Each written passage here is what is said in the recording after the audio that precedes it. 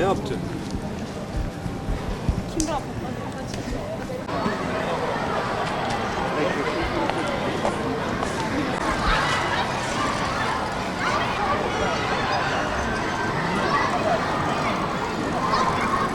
Şimdi katil İsrail'in yaptığı bir soykırım var. Biz maalesef şahıs olarak belki bir şey yapamıyor gibi görünüyoruz ama aslında yapacağımız çok şey var. Yani başta müminin silahı duadır. Bence elimizdeki en büyük koz, en büyük silah boykottur. Hem İsrail mallarını hem de Amerikan mallarını ama hepimizin boykot etmesi gerekiyor. Almazsak zehirlenmeyiz, almazsak ölmeyiz. Ama orada parçalanan çocuk cesetlerini gördükten sonra kalkıp da bir kolayı içmenin, bir bebek kanını içmenin de hiçbir anlamı yok. Bana göre herkes boykot yapmalı. Ulusal basında geçen en son bir haberi ben okudum. 3 büyük şirketten bir şirket iflasın eşiğinde. İnşallah iflas edecek, üçü de iflas edecek. Diğerleri de %50'nin altına düşmüş karşı mazlaşları. Bu gidişle biz boykota devam edersek inşallah onların sonu olacak. Yani Yahudi'yi silahla vurduğun zaman zoruna gitmez ama ekonomisinden, cebinden vurduğun zaman daha fazla büyük bir zarar veriliyoruz. Şu anda Gazze kimdir? 10 milyondur ya. Bir Diyarbakır gibidir ya. Kimdir? Günah değil mi o çocuklara göre? Ama biz şu anda kimlikten Müslümanız ama Müslüman değiliz. Millet kalksın ya. Günahtır ya. Müminin derdinden dertleşmeyen bizden değildir. Allah söylüyor, Kur'an söylüyor ya. Bu zulüm nereye kadar gidecek? Tam eylem yapıyoruz ama bir şey çıkmıyor kardeşim, bir şey. Gel eylem yapalım buna. Son nokta bizi çevirecekler. Bizi çağırsınlar gideceğiz ya. Müminler kardeştir. Onlara tam destek. Bizi çağırsınlar gideceğiz ya. Yani içimiz yanıyor. Gerçekten yani çok müteessiriz bu konuda ki herkesin yapabileceği mutlaka bir şeyler vardır. Kesinlikle ve kesinlikle o Siyonistlerin, o İsrail'in, o Yahudilerin mallarını evimize sokmayalım.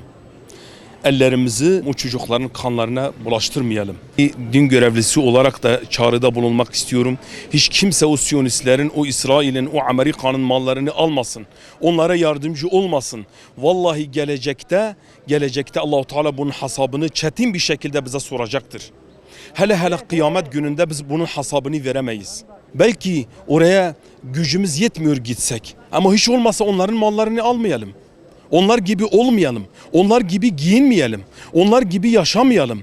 Gerçekten Kur'an'a sarılalım, Peygamber Efendimizin hayatına sarılalım. Peygamber Efendimizin hayatına sarılalım ki bizim gerçek bir mümin olalım. Eğer biz bir olursak, beraber olursak, o gaflet perdesini kendi gözümüzden kaldırabilirsek emin olalım ki o korkaklar, o Siyonistler bu zulmü, bu vahşeti, bu katliamı yapamazlar.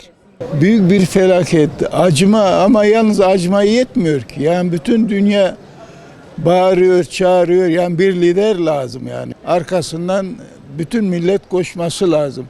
Yani ben bu halimle 76 yaşındayım. Ben bile gitmek istiyorum. Toplanıyor, kahrolsun İsrail, kahrolsun İsrail yetmiyor.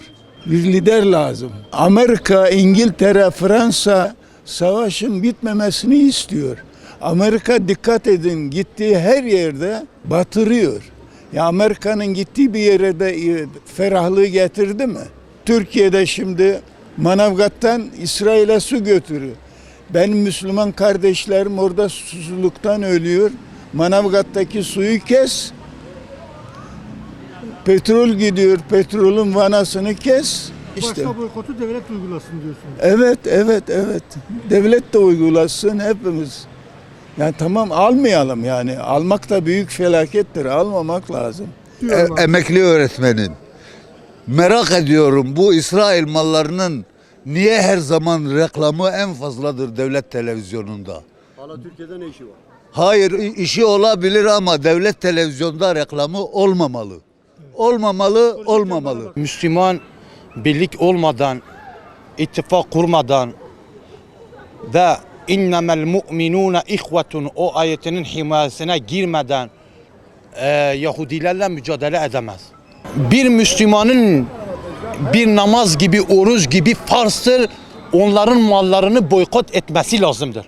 Müslümanlar da nasıl onların mallarını alıyorsa aynı onlara ortaktır. Yani aynı onlara ortaktır, onlara yardım ediliyor. Onun için bir Müslümanın gereken görevi nedir? Onlardan ilişkisi kesmesi. Birlik olmamız lazımdır. Şu an mesela eğer Türkiye olarak birkaç ülke daha da yardım ederse mesela cihat etmemiz lazımdır. Şu an ne namazımız, ne orucumuz, ne zekatımız, hiçbir şeyimiz kabul olmuyor. Yani şu an cihat bütün Müslümanlara farzdır. Şeytanın yolunda gidiyoruz. Vallahi gerçekten bu. Eğer hakiki Müslüman olsaydık bu olmazdı. İsrail 10 milyon insandır. Bir buçuk trilyon Müslümanız. O 10 milyon hepimizin resmini çekiyor.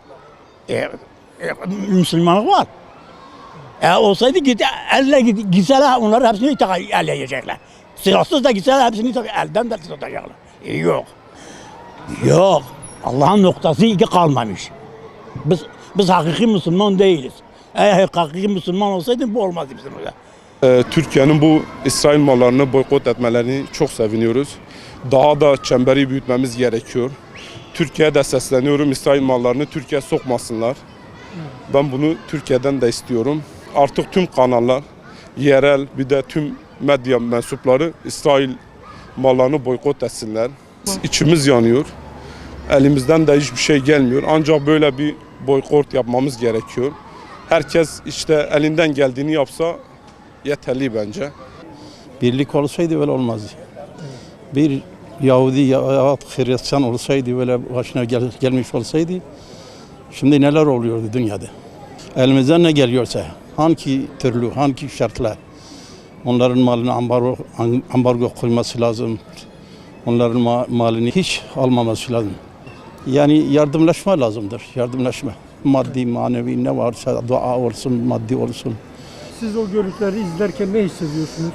İnan ki bakamıyorum. Hadi oğlum. Abi.